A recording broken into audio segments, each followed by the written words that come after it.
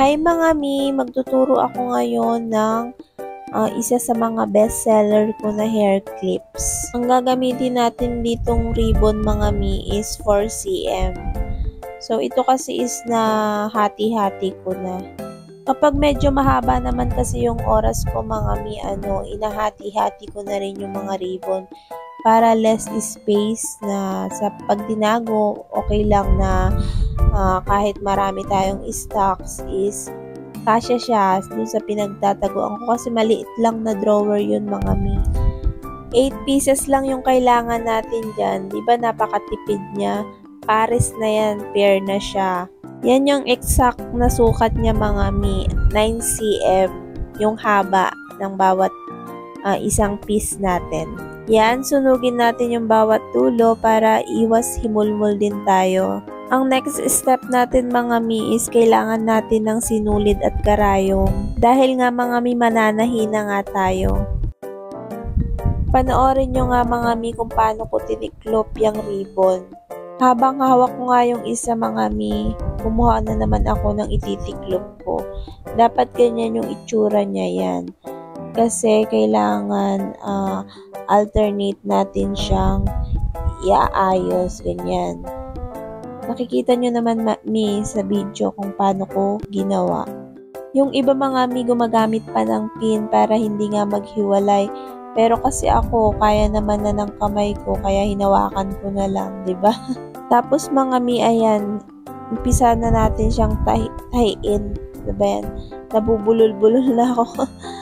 Tahiin para maging ganyan yung itsura niya.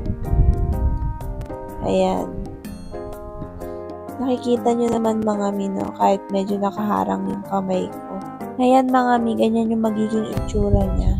Siyempre, ibuhol na natin yung sinulid para hindi siya matastas. Sunugin natin siya ng lighter, yan, yung dulo.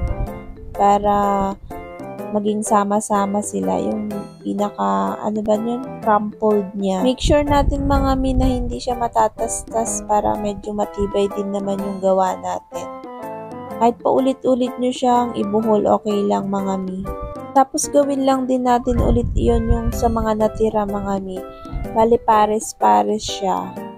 Yan, time-lapse ko na yan. Siyempre, baka abutin tayo ng siyam-siyam, diba?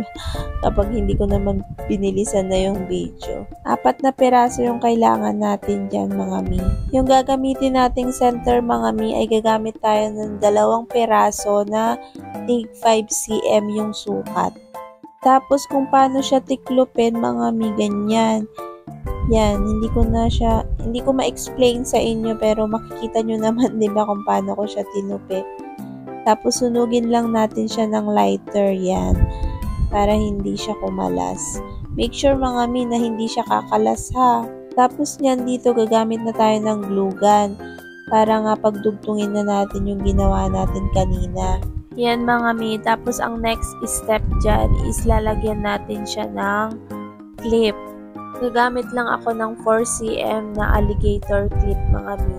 Marami niyan sa Shopee mga mi. Sa Shopee lang talaga ako bumibili. Pagkatapos ng clip mga mi, saka lang natin ilalagay yung pinaka-center niya. Mas matibay kasi mga mi kapag ganyan yung ginawa natin. Nauna yung clip. Yan mga mi, tapos na. Tapos ilagay na natin sa ganyan para pwede natin siyang isabit. Nabibenta ko yan mga mi ng 15 pesos na pares na siya.